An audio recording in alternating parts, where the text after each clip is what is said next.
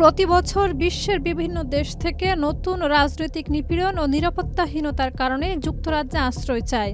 মঞ্জুর হলে প্রথমে ৫ বছরের নিরাপত্তা ভিত্তিক থাকার অনুমতি দেওয়া হয়। এরপর ILR বা স্থায়ী বসবাসের সুযোগ মেলে, যার ১২ মাস পর নাগরিকত্বের জন্য আবেদন করা যায়। নাগরিকত্ব পেলে ব্রিটিশ পাসপোর্টের মাধ্যমে বিশ্বজুড়ে ভ্রমণ ও যুক্তরাজ্যে ফেরার অধিকার থাকে।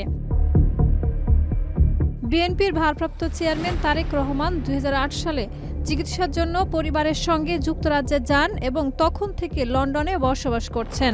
জানা যায় তিনি রাজনৈতিক আশ্রয় পেয়েছিলেন, তবে তার ILR বা নাগরিকত্বের বর্তমান অবস্থান নিশ্চিত নয়। শিয়া বাটার ও ভিটামিন সমৃদ্ধ লিলি বিউটি সোপ, তারুণ্যময় উজ্জ্বল ত্বকের জন্য। রিমার্ক, রাজনৈতিক আশ্রয় মানে নিরাপত্তাহীনতা থেকে সুরক্ষা পাওয়া। ILR থাকা সত্ত্বেও নিজ দেশে ফিরে গেলে হোম অফিস ধারণা করতে পারে ঝুঁকি আর নেই, ফলে রিফিউজি স্ট্যাটাস ও ILR ঝুঁকিতে পড়তে পারে। সাধারণ অভিবাসীদের ILR থাকলেও যুক্তরাজ্যের বাইরে ২ বছরের বেশি থাকলে ILR বাতিল হতে পারে এবং ফিরে আসার জন্য নতুন ভিসা লাগে।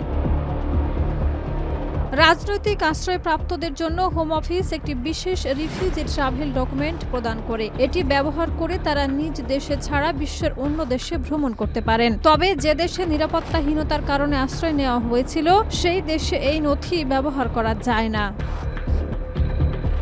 যদি রাজনৈতিক আশ্রয়প্রাপ্ত ব্যক্তি নিজ দেশে যেতে চান, তাদেরকে সাধারণত দেশের পাসপোর্ট বা সরকারের ভ্রমণ পারমিট ব্যবহার করতে হয়। এটি একটি গুরুতর ঝুঁকি তৈরি করে। হোম অফিস ধরে নিতে পারে যে আশ্রয় নেওয়ার প্রয়োজনীয়তা আর নেই, ফলে রিফিউজি স্ট্যাটাস বা ILR বাতিল হতে পারে। এমন পরিস্থিতিতে যুক্তরাজ্যে ফিরে আসা কঠিন হতে পারে এবং নতুন ভিসা বা অনুমোদন প্রয়োজন হয়।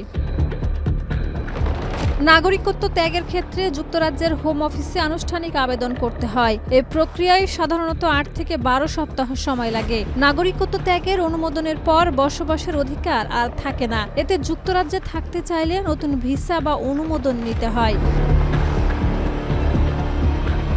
শাহিদা রুবি, মাই টিভি।